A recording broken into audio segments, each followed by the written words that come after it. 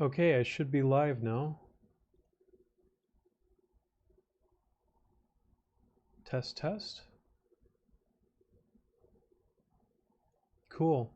All right. Well, we will wait for some people to get in voice. Let me make sure that everything is. Whoops, whoops, whoops, whoops, whoops. We're gonna remove that.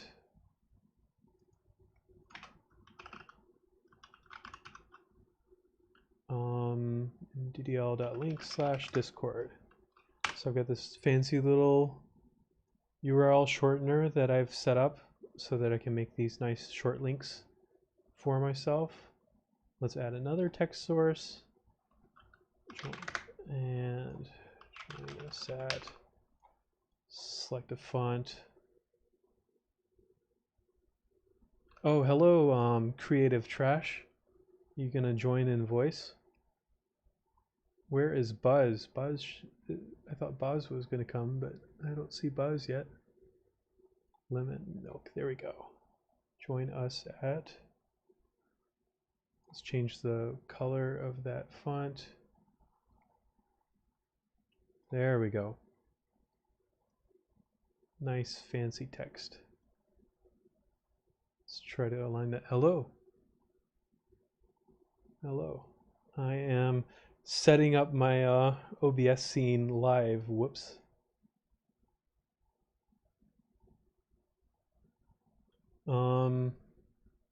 Yeah.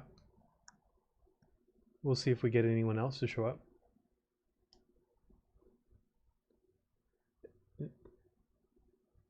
Yeah, I guess this will just be a if it's just us two, then it'll just be a live podcast. Hello everyone that's watching. Feel free to watch on YouTube, or you can also join my Discord at mddl.link/discord. And you can join voice and we will talk. Basically, there's this app called Clubhouse, but it's only available on iPhone. And I think that those kinds of apps are definitely a big part of the future of social media. So it's iPhone only, but Twitter's working on their version called Twitter Spaces. And basically the great thing about audio only is you don't have to worry about like how you're dressed or you know, how you look or anything. You just use your voice, and it's a nice intimate setting to have these deep conversations where there's room for nuance, which doesn't fit into 280 characters on Twitter. All right, well, I will see you soon then, Cordell. I guess while we wait for people, I'll just go through these announcements here. So I made this doc, and you can view the doc at this link right here. mddl.link/QA, and you can join us at Discord. And so the way this is going to work is there's going to be the people that are talking, and I ask that everyone else that's not talking go ahead and mute your mic, and then if you want to talk, then you unmute, and then we can have a conversation. Just so that we kind of keep the crosstalk down. But you know, not a hard rule. And okay, so let me get through some of these announcements. So first of all, I am looking for a second video editor. The first video editor that I have is actually in voice with me right now, Buzz. So yes. So yeah, so I have limited time, so I'm delegating like video editing, and you know, Buzz has limited time as well. So if I want to keep creating more content faster, then I'm gonna have to hire some more editors. So I think I can budget in one more editor right now. Basically per video, I'll just like pay a flat amount that we agree on ahead of time, like, you know, $40, $60, depending on the amount of effort that the video takes. And I filed for an LLC, so once the paperwork is done, which is in about 30 days, this will officially be a small business. And once that's done, I will figure out how to hire even more people. So at that point, everyone will get their, you know, tax paperwork and stuff. And I'm really gonna try to be able to hire from anywhere in the world. So I don't know what all is involved in hiring someone overseas, but I will talk to lawyers soon about that. And the goal here is, I think in the future, the gig economy is really going to take off. And like you've got probably some bad examples are Uber and Lyft, because I think they're kind of, I don't know. I've talked to a few people that work for Uber and Lyft, and they seem to enjoy it, but like Uber is kind of predatory in their hiring practices, and they passed this proposition in California in the fall that basically had really confusing messaging, and they basically kind of tricked California into voting for something that would be worse for the drivers overall. But anyway, gig economy stuff like Upwork. Upwork is a website where you can basically hire freelancers for whatever you want to do. And I really want to try to follow that kind of business model in kind of a socially good way. So my goal is to be able to hire anyone, anywhere, if they want to work. And it would be kind of a no strings attached. You can work as much as you want, and as long as there's something to work on. Then I've got a few upcoming videos. I'd really love to hear people's feedback on the Investing 101 series. It's taken a ton of work, both for me planning and recording and for Buzz editing these. So I really hope that this is valuable, even though each video is like 15 to 20 minutes. So I don't know. Buzz, did you have any thoughts on those videos?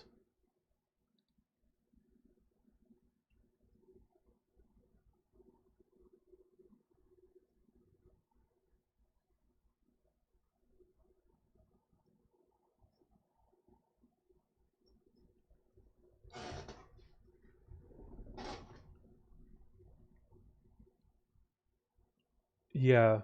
Um, it definitely feels like you're watching a lecture or something, right?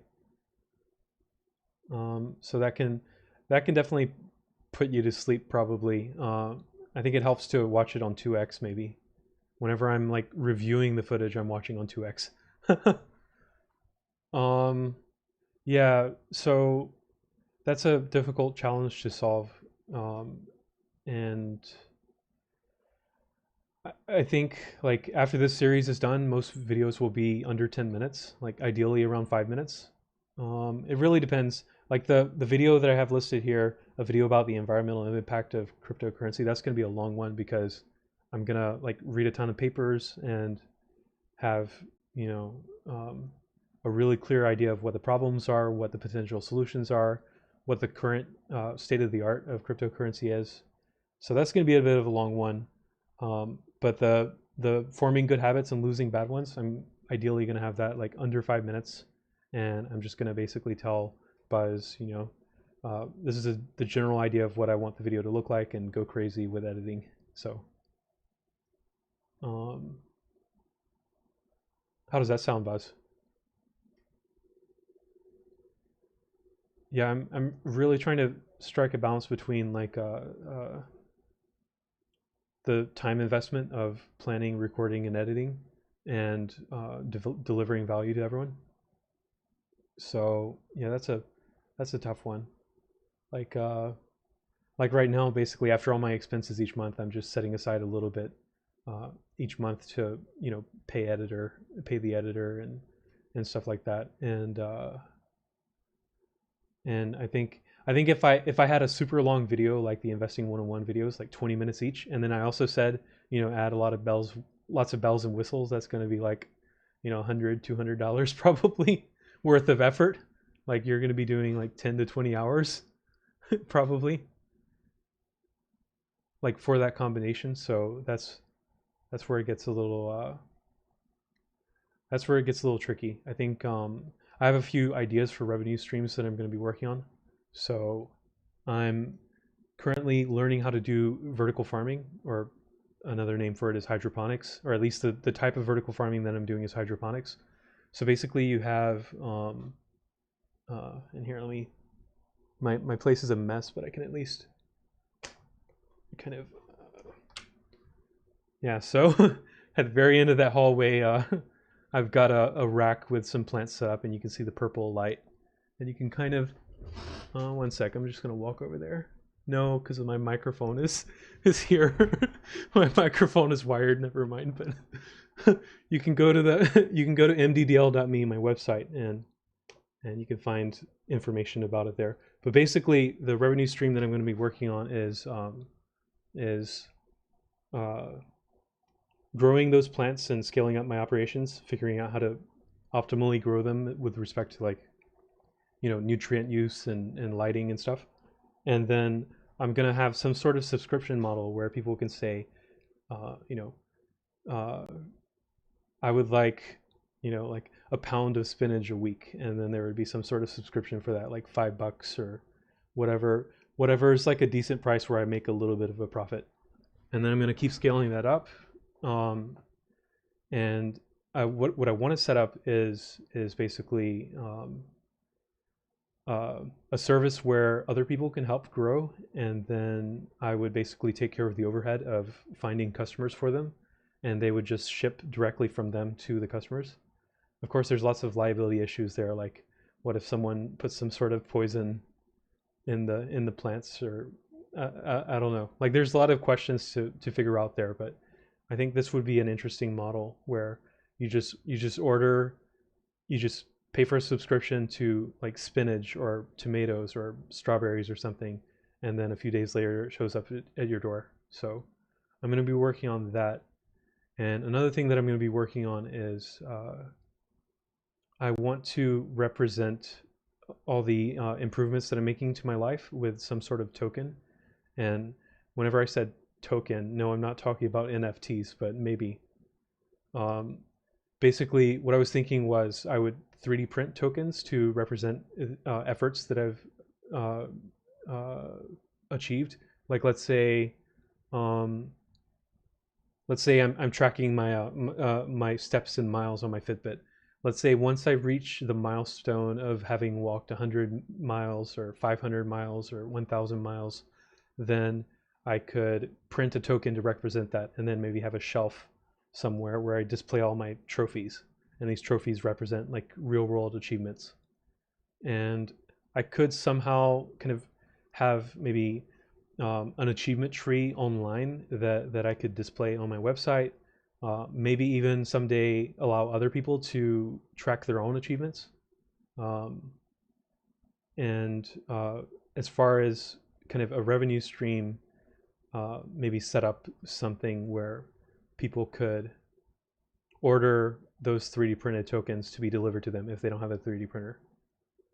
So I'm trying to set these up. And then there's the obvious stuff like ad revenue and affiliate links and sponsorships and stuff. But thinking beyond that, that's what I had an idea. Those are the ideas that I had as far as income streams. So I don't know. Does that sound like something that you think people would be interested in, Buzz?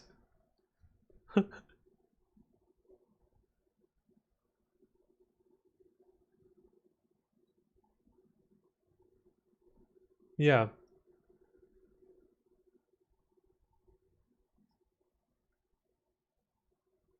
And, like, people getting their own tokens, I was thinking this would be their journey.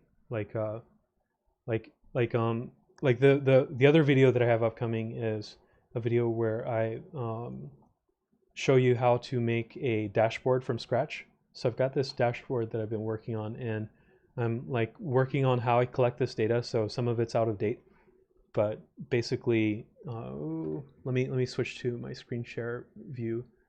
So basically, like, for tracking my productive work, there's this thing called the Pomodoro Technique.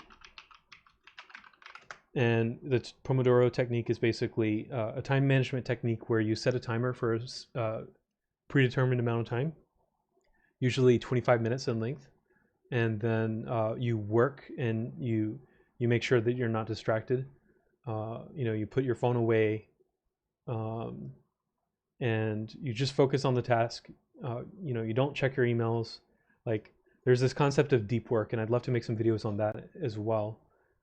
Deep work is really hard, especially for people in kind of knowledge careers like programming and stuff, especially with all the distractions that we've got right now. We've got a bunch of notifications on our phone. So if we have our phone out, we're going to see that, and that's going to kind of cause our brain to make a context switch from one task to another.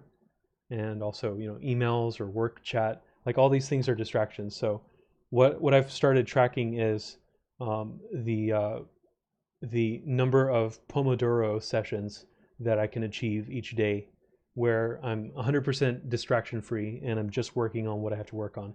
And so I'm tracking it for work. I'm tracking it for the My Data Driven Life channel. I'm tracking it for other stuff that I'm working on. And then I'm also wanting to track like the number of meetings, the number of minutes in meetings that I have each day. Like I have a lot of meetings at work. Like on Thursday, 180, that's 3 hours. Yeah, just 3 hours of meetings out of those 8 hours. Mac, I mean, you can ask any kind of question and I'll take a stab at it, but generally on topic for the channel. But I mean, we can go off topic if you want. But as soon as you get on here and voice, you can ask whatever question you want. And then I'm also tracking like steps per day, and this is automated. Like my Fitbit will send a report every day from the previous day, and so I'm tracking my steps. Like sometimes I have whoa! I finally crashed. I finally what's the word? Surpassed my my like 20,000 steps. I think this is the first time I've hit 20,000 steps. So obviously I was hiking that day. So yeah, I want to keep adding more and more to this dashboard. So I actually have a list of all the different things that I want to add. Let me pull up that list. Yeah, so I want to track my weight, which I have a scale that I step on and it syncs to my phone. So if I can grab that data from Apple Health, then I can track my weight. I want to track like lines of code that I write. Food intake, like if I eat fast food, I want to write that down so that I can not do that. Ideally, resting heart rate, all kinds of stuff. Like weightlifting, I want to track that. I want to track finances. I want to build this one dashboard that tracks everything. And basically I'm going to make a video where I show you how to set something like that up. And it's actually really easy, and you don't have to write any code at all. You just have to know how to use basic spreadsheet stuff. And then there's this website called Zapier. So Zapier is something where you set up connections between different apps. So like you could set something up where whenever you type a message in Discord, it puts a row in a Google spreadsheet somewhere. So I actually do that. I have a Discord server where I log my Pomodoros, and I just type a number like 1 or 2 or whatever, and then it adds a row to a Google spreadsheet, and then the dashboard just reads that spreadsheet. But I have a couple questions in chat, so let me read through those here. What music do you listen to when walking or studying? So for studying, what's it called? So I'm very creative. So I searched for study and then filtered to playlist. For some reason, the filter is not working. And then the one that I'm actually focus. I found a really good one. I can't find it right now. Let me see if I can find it on my personal YouTube account. I've got a bunch of different YouTube accounts for different things. It's like lo-fi, but basically I just listen to lo-fi. I don't know if you need to see which playlist it is, but I can send that later. But yeah, I basically listen to lo-fi when I'm studying or working on something.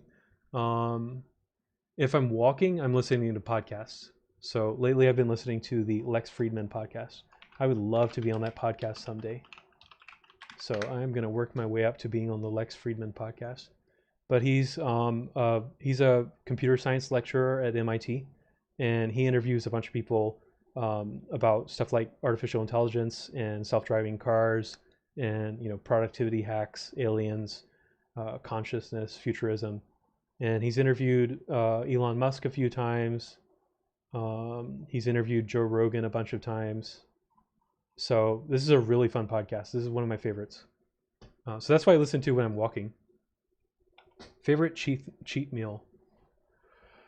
I really love Taco Bell, and I love Taco Bell way too much. And so right now I'm actually in the middle of a 30-day no fast food challenge. So I have a real problem with Taco Bell. And besides Taco Bell, I have a real problem with Oreo McFlurries at McDonald's. So cheat meal. I I haven't had like a I don't yeah, my cheat meals are just fast food, like Taco Bell mostly. Favorite healthy meal? I really love salmon, like baked salmon. I really love like rice and chicken, um spinach. I really love spinach. I'll just like drizzle some dressing on spinach and just eat spinach. Um I don't know if the dressing part is healthy, but I mean it's they have it on salads, so um yeah, basically. Did you have any questions, Buzz? Oh, hello, Froggy. Hi. Oh, let me switch back to there. How's it going?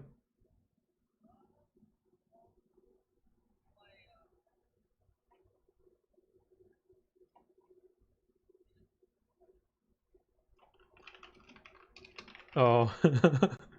Yeah. Uh yeah, you must be super busy, like between work and school and stuff. Like, oh man. Oh man. Yeah, I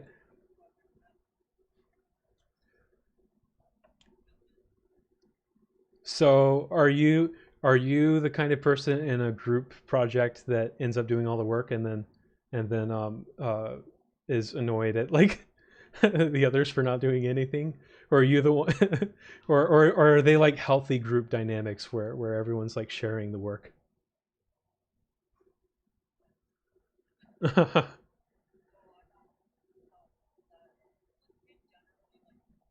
Yeah.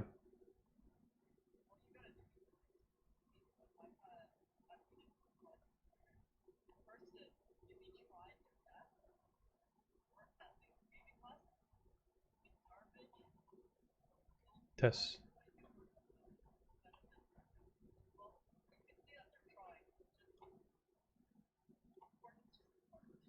Oh, I yeah, yeah. Yeah, I enjoy your subtweets on Twitter. um spam and then out of random it's like, oh, this dumbass group member, why, how dare they do this? so I'm so sorry for people that were watching the stream. I just realized that it was only recording my audio but no one else's.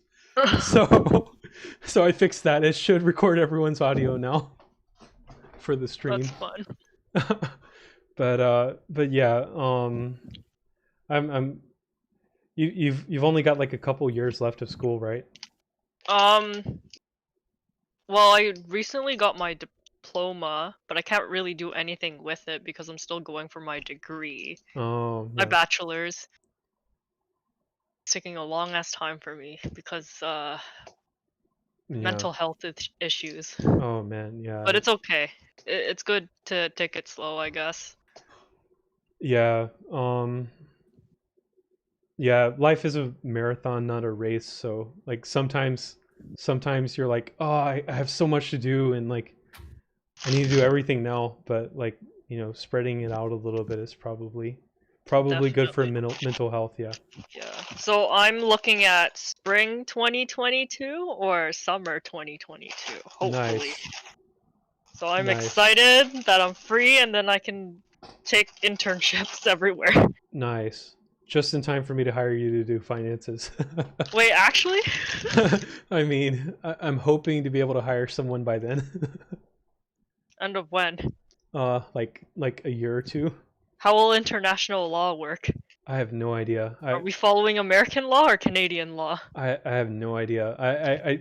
I just signed up for a service where I get like unlimited consultation with a lawyer and like Interesting. tax professionals and stuff. So I'm gonna start taking advantage of that. I'm not a professional. Well, Be you will be. careful. That's what you're working on, right? In HR, not accounting or oh, oh, finance. oh, you're Yeah, I'm doing in H. human Oh, yeah, yeah, yeah. resources. Oh, yeah. Because you were also doing all the finance classes. Yeah, it's required for my degree. Oh, okay, okay. Yeah, HR. That's an important one too. Oh man. Yeah. I'm not sure how it is in America, but in Canada it's like it's really important to understand all like the minimum standards and everything. Yeah, it's all so complicated. And what I specifically want to do with hiring is I want to be able to offer the opportunity for anyone to be hired, anyone in the world. Like like um like if someone wants to like, you know, So are you low-key telling me to study up on international law regarding hiring oh people? for HR stuff. Uh, well, I'm going to be asking lawyers that pretty soon. Like I have to figure out like how to write up contracts for independent contractors and eventually like W-2 employees. I don't know if W-2 is what they call it in Canada. Probably not. What is W2? I W. know how to do contract stuff actually. I already did that course Oh, for okay. employment law. So I love this is really weird, but I love looking over contracts and like making policies and stuff. I Really odd, but I love doing that. I found this service where they create a contract for you and I can ask questions. And so like whenever I paid Dallas to make our like theme song for the podcast and for this Mhm. channel, like I drew up this contract and we both like signed it. So uh Yeah.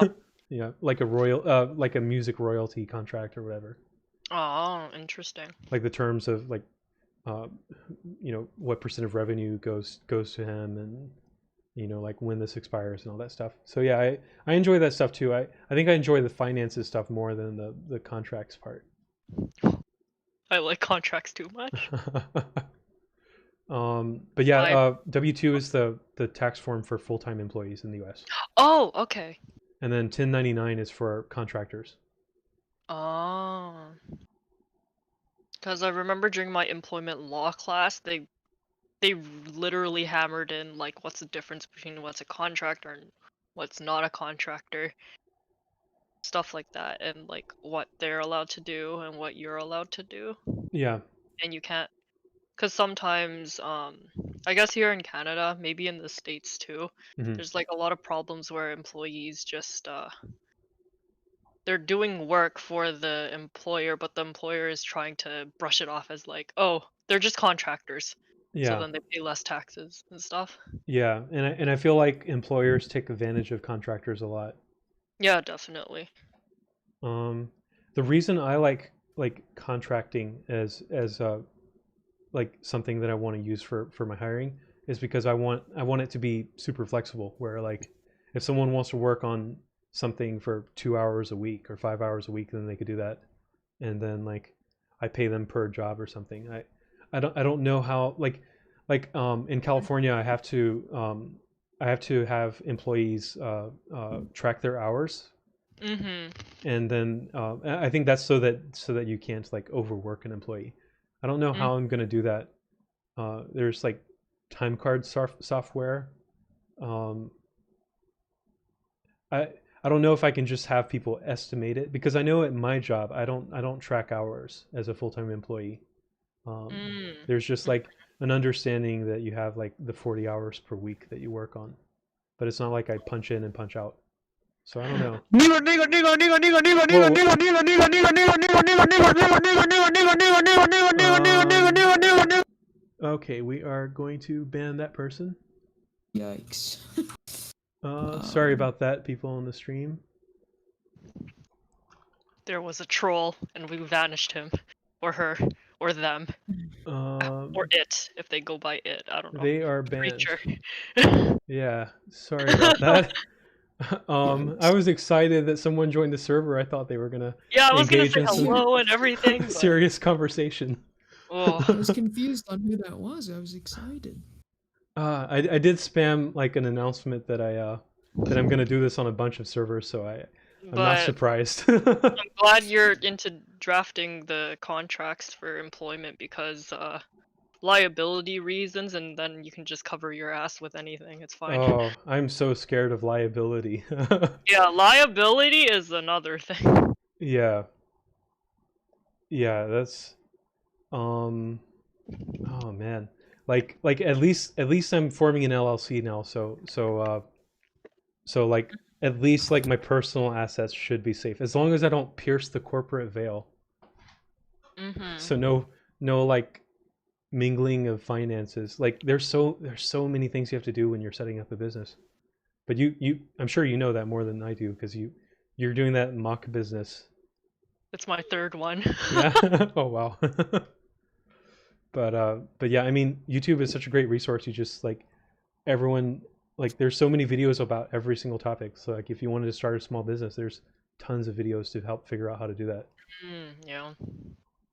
Um I learned more of the distribution side with the Jeffree Star and Shane Dawson oh, interesting. documentary. Yeah, because like I really wanted to see what distribution would be like, Yeah. and they sort of like glossed over it in that, and I found that so interesting. I Like it made sense. so like supply chain, that's what you're Yeah, talking about, supply right? chain stuff. Yeah. I imagine that they have some sort of third party that handles supply chain.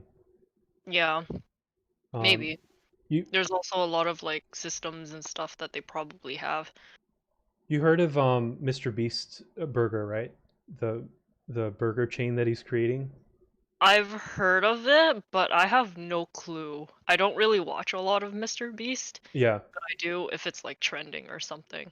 So what he did is he set up a virtual restaurant. There's this service where there's a company that has kind of people employed in food services throughout the country, and they contract with influencers and YouTubers, and they basically the influencer puts together the menu, and then those local services like the local restaurant services they'll make those meals for that influencer, and they handle like multiple That's virtual very restaurants. interesting. And then now with like the pandemic and delivery skyrocketing, um, Mhm. uh, it's a perfect model. It's like you could create a virtual restaurant with zero like inventory or overhead on your part. You just Yeah, it's just a restaurant as a service. It's such a great concept. it is a good concept. It's just uh legal liability. If someone fucks up, who's it gonna fall on? Well, I imagine. Um, hmm. I Oh, can I imagine. swear in this podcast? I'm sorry. What? I mean, Can I swear? whatever. Okay, cool. um. Yeah. I feel like the easiest way to do this, like the lowest friction way to do this, would be the restaurant as a service company would take care of liability themselves, right? So they would that would be specified in their contract with the influencer. But Yeah, I'm sure there's exceptions, like let's say um, like the influencer intentionally makes some sort of food product that's harmful. I don't know, like cyanide burgers or something. I don't sure. know. But obviously the restaurant as a service would have to you know reject that or something. I don't know, but yeah, liability is so scary. Mhm. Um, hmm. Like what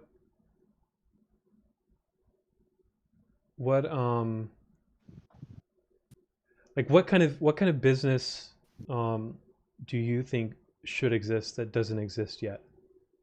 Uh, Sorry to put you on the spot. I don't know. Like technology is always like changing. Yeah. I'm honestly scared that like in my field, in my potential field of interest in human resources, might get taken over by tech. So you're just gonna be talking to a robot or AI. Yeah. Yeah.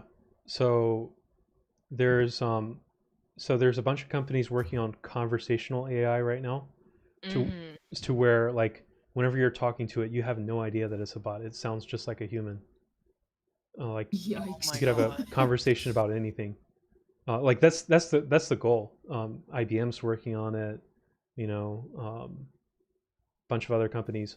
Like I think eventually we'll all have like a digital personal assistant, like someone that we can talk to. Like Google, is they, that you?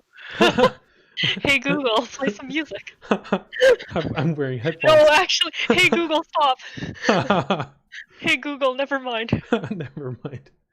Um, but yeah, like just imagine a future where you have AI that's on par with humans as far as like reasoning skills and the ability to do research and make decisions and stuff. Just imagine you had your own personal assistant that could, like, not even just a personal assistant. You could have an AI friend, like It would where cook for me, like it can make me bomb pasta, who knows? well maybe Hopefully. eventually, but I would like what I think the cool thing is like let's say you're working on an email. You could just ask the conversational AI like, hey, could you write a draft of this email for me, and I'll just skim through it and make corrections. And then it's like, okay, and then ask you a few questions, and then it basically spits out this draft. Yo, if you think about it, you can big time other people. You can what? You can literally big time other people. Like you can just like I could be on my Instagram and then like a scammer is trying to like Oh I don't know. yeah. Yeah, There's just definitely going to be a scam lot of them yeah. There's definitely or going to big be a lot time of them. yeah potential for scams for sure. So there's lots of Mhm. stuff to figure out there. But like I think it's definitely going to replace some jobs, but I think for other jobs it's going to enhance them. So like if you're in some sort of position where you have to make nuanced decisions, like HR is a perfect example. You could be like an overseer of a bunch of AI, and like they can handle kind of mundane stuff like answering questions from people, and then if there's something that's unclear, then it escalates to you, and then you make the decision, and then in the process of Interesting. making that decision, you're actually improving the AI, and so like you can focus on bigger and better things, and just keep delegating the tedious stuff to the AI, and like in Interesting. programming specifically, like this is gonna be really exciting. Like you could like like a lot of code that you have to write is just boilerplate. It's just stuff that you have to write to accomplish a task. So if you want to just focus on business logic, then you could have the AI like do its best to write most of the code for you, and then you just Mm. fix stuff that it messed up. And then like if you can write 2,000 lines of code per week or something with that AI, like you could scale that 10x, 100x, and you could accomplish so much. Like the progress that companies are making with software and offering different kinds of services, I think that's going to 10x or 100x once we've got conversational AI. Interesting. Um, like when we get to that point is a big question. So I think it's going to happen within 5 to 10 years. Yeah, And definitely seems like that to me too. like think of the social aspect as well. Like there's so many people that are lonely right now because they have to social distance, stay at home. um uh Or they just have mental they're going through stuff. yeah, like you could have an AI just be a friend and talk to you about whatever you want to talk about. Like if you have a hobby that you're really excited about, like space exploration is a big one for me. Like I could Mm. envision myself just talking for hours to a conversational AI, just like we're just we're just talking about stuff that I'm interested in, and then they're pretending to be interested because that's the Uh, like doesn't it hurt knowing that they're just there just to pretend? well um well I like it's hard to pin down what consciousness is, and there's this concept called solipsism where it's the idea that you can't really prove that anyone besides you is actually real. So like you know your mind and you know your convictions and your beliefs and all that stuff. And who's to say that you know anyone else is real? They might just be a simulation. You might be in this, you know, like you might be the protagonist in a simulation and not even know it. True. So if you extend that logic to deciding if an AI is conscious or not, if they have feelings or not, like they can make up stuff and adequately convince you that they are conscious and that they do have feelings, and That unless you creeps have me out. That creeps me out. and unless you have deep knowledge of how the machine learning works, you know they might as well be conscious because they pretend to be, and it's very convincing. And I think this is just going to incrementally improve until you have, you know, AI that are on par with human intelligence, What and if they're basically humans.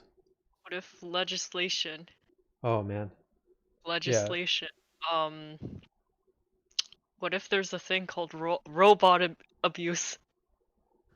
yeah, that's going to be Robot abuse. oh man, uh like there's obviously going to be a point where AI are independent, you know, entities with rights.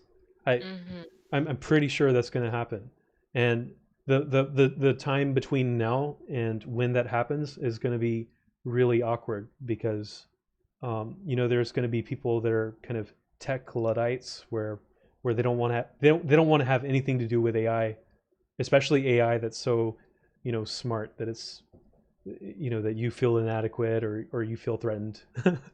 um Hmm. like there's going to be so many ethical questions like is it is it Is it ethical playing to, God?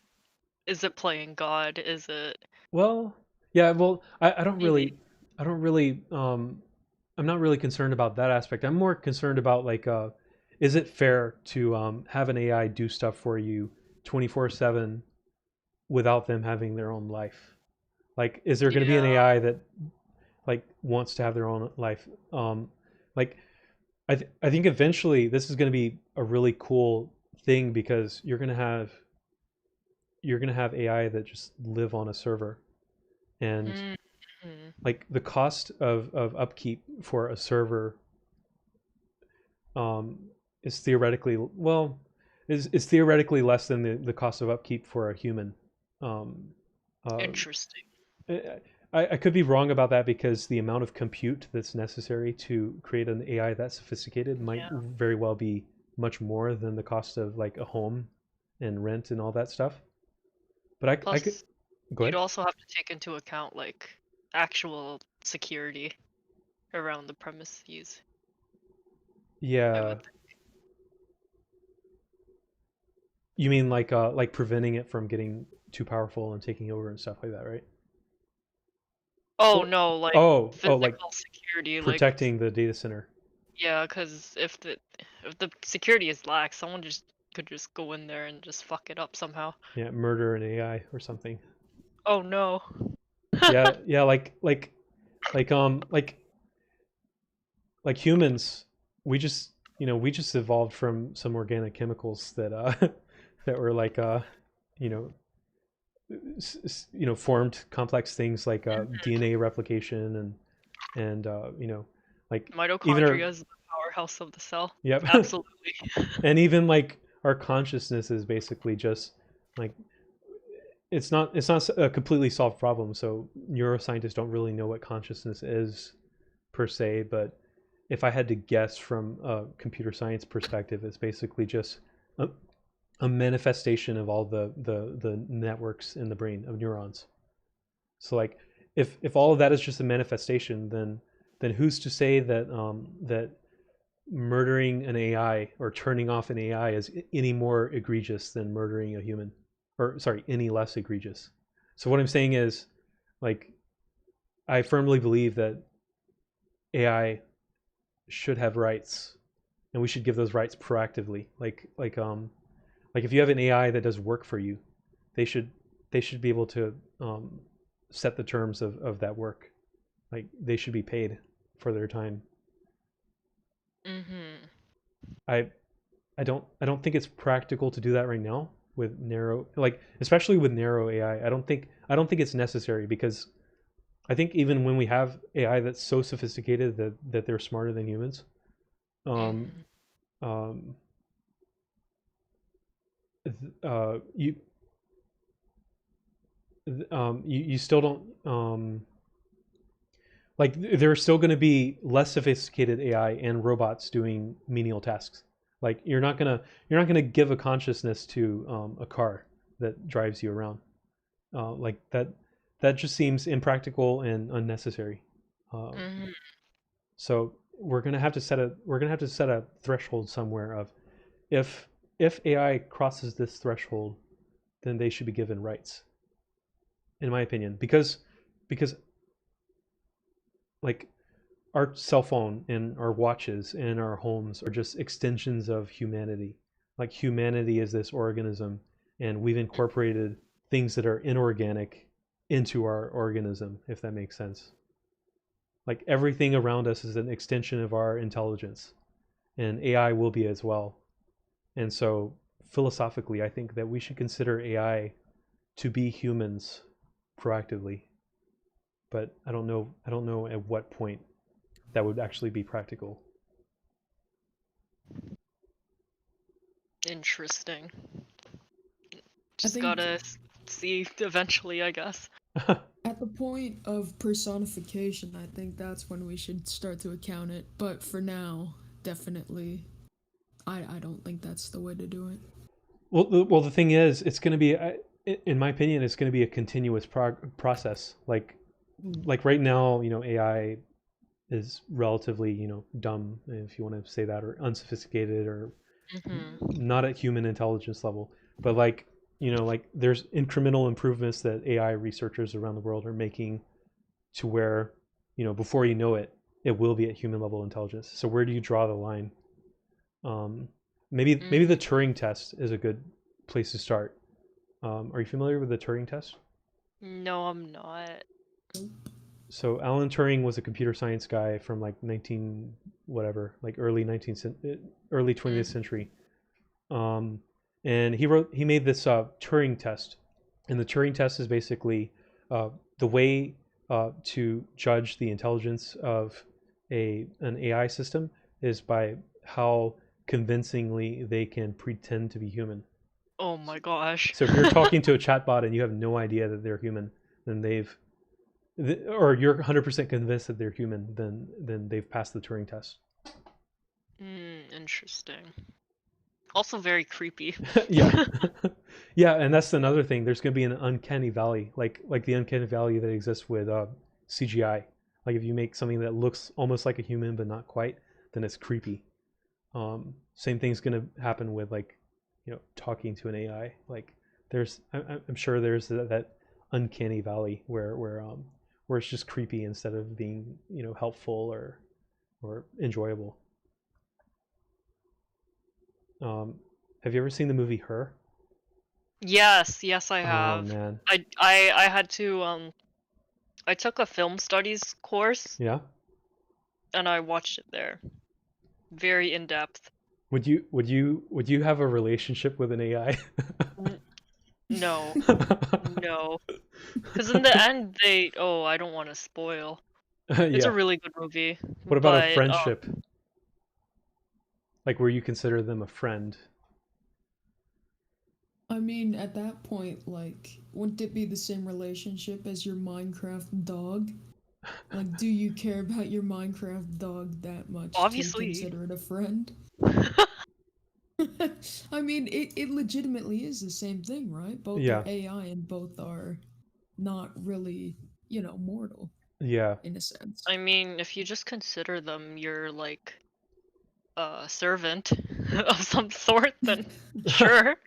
Well, did you ever have any emotional attachment to a Tamagotchi or something similar to Oh my god, yes. When I that? was a child, when I forgot to feed it, I think that's how it goes. I was like, and it dead, it just dead. I would just cry. It was so uh, sad. yeah, Yeah, I'm gonna be sad whenever like my dog reaches the end of her life.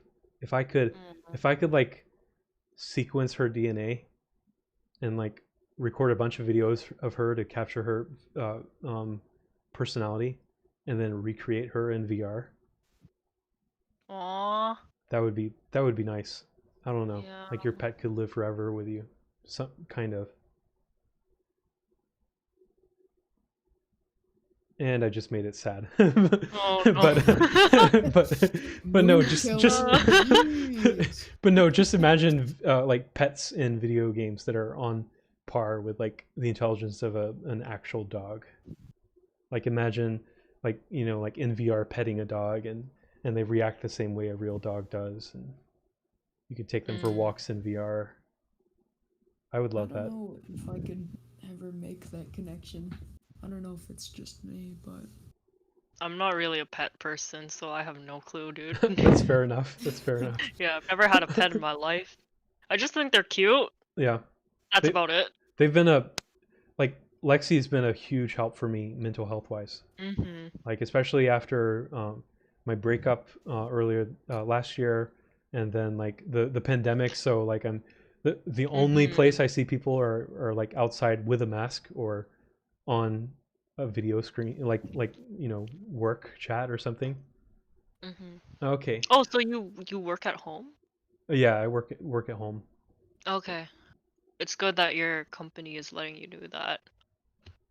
Yeah, yeah, yeah. I feel incredibly privileged to be in a job where I can do that, because there are people that have had to work this whole time. Yeah. Or like their bosses are just have like the cancer boomer mentality, Yeah, forces you to stay at work. yeah, Like that's bad too. yeah. I'm hoping that someday um, any job that a human has to do can be done from the comfort of their home. Mhm. I think that would be great. One of the big problems that we'll have to deal with is well, I mean, I'm not saying that things won't go back to normal. I think I think once the vaccines are widely available, things can go back to normal, especially with like the great news that we've heard about the efficacy of the Pfizer vaccine and stuff like that. Mhm.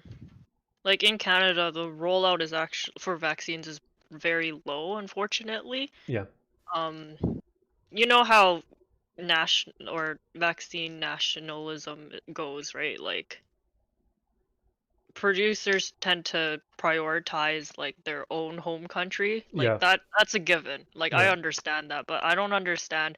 There's a lot of Canadians just being really mad about that.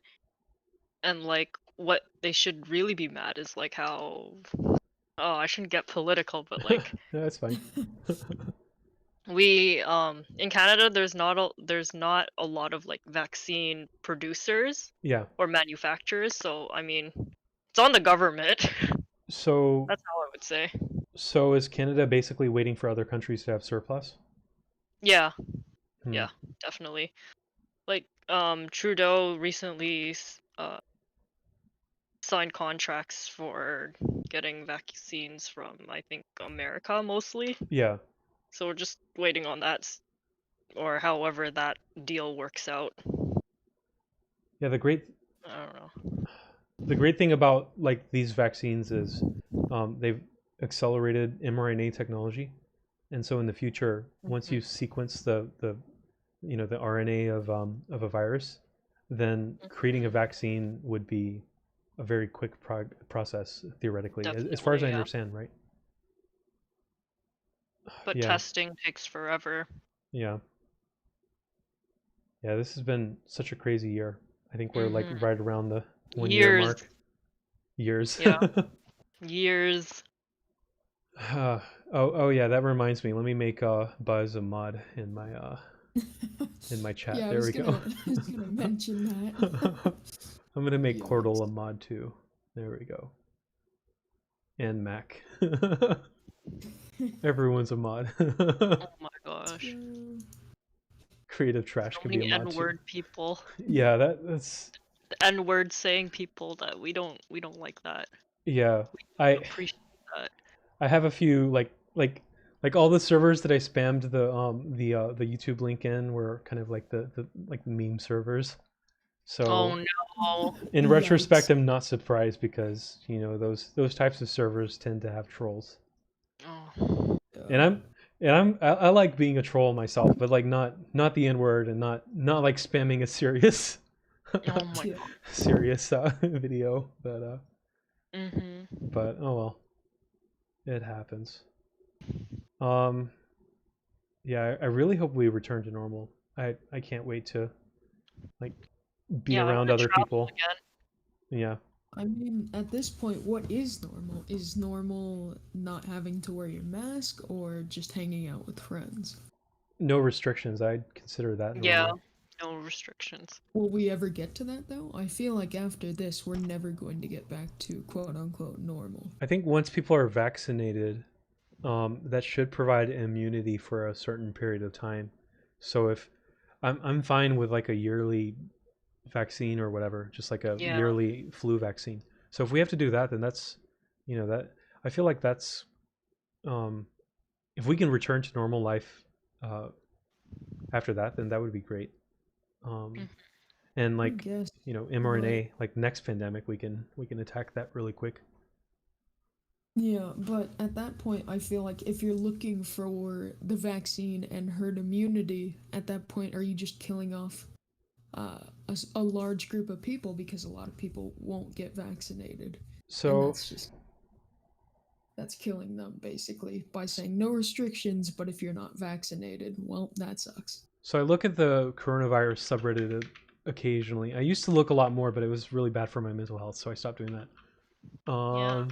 Anxiety. Yep, yep, exactly.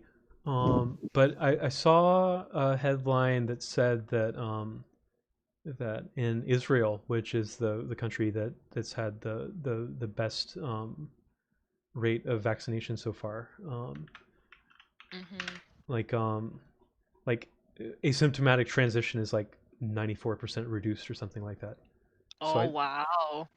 so don't quote me on that. I don't want to spread fake news on a live stream. Somewhere on Reddit.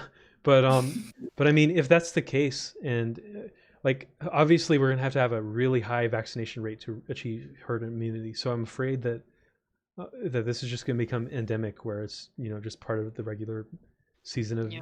diseases like the common cold and stuff. Oh gosh, yeah. Oh yeah, But that's what I'm thinking. This is gonna turn into the flu, basically, yeah, where it's definitely gonna nothing. add division in society. Like I imagine you're gonna have to like maybe show a QR code on your phone to get into certain places, proving that you've been vaccinated.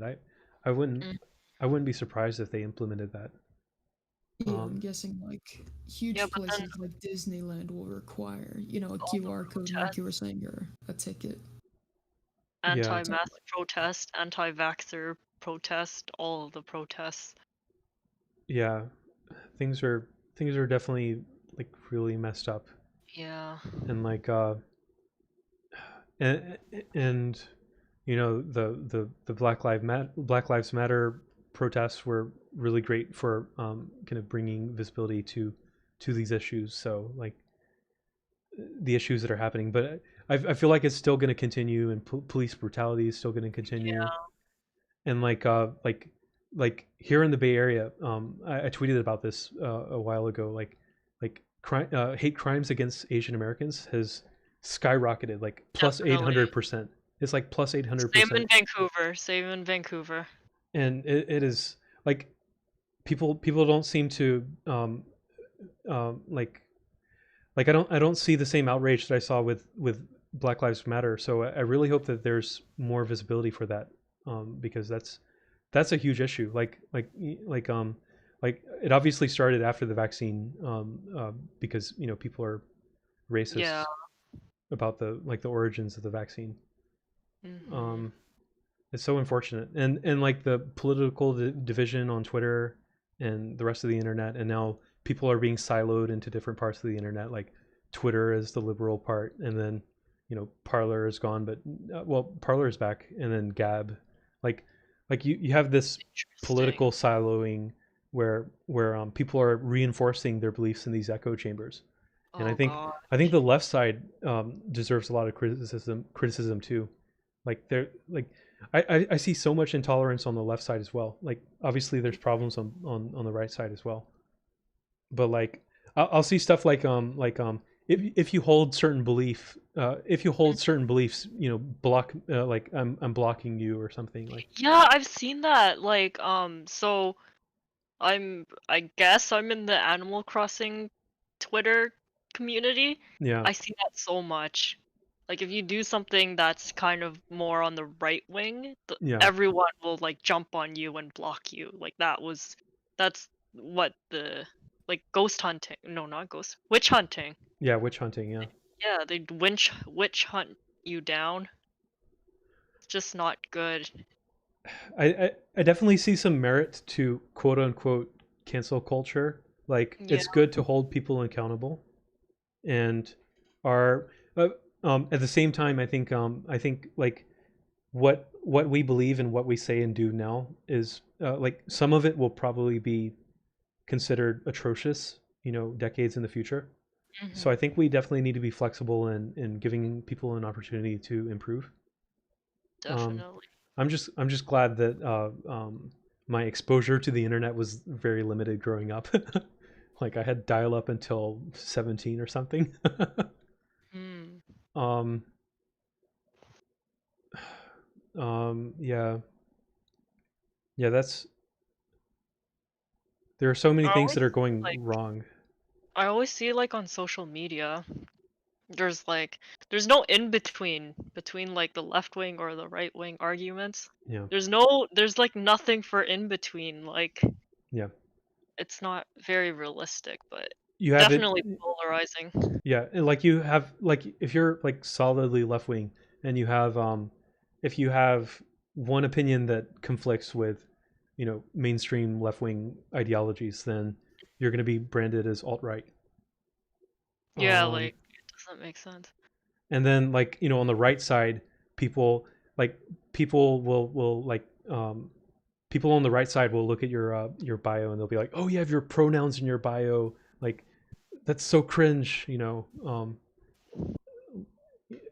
like I think humans are all kind of trying to figure like we're, It's an adapting process. yeah in my opinion like there's no meaning to life in the universe, there's no purpose, it's just we just happen to be here and we have to make the best of it, and we're all trying to figure out like every single year we come up with these brilliant ways to abstract away like friction, like you know the internet solves so many problems, it also introduced a lot of problems. And then Mm. like each new app or product or service that people create continues to solve some problem that we've had where we had friction before, and they're Mm. reducing that friction. Like we're in this gigantic learning process of figuring out how to be, you know, like how to take Innovative. over the galaxy. Yeah. Like yeah, life is scary but also exciting. Yeah, true. We we really need to we really need to solve the big problems like climate change, income Definitely. inequality. Um, yeah, income inequality is a big one. Mhm.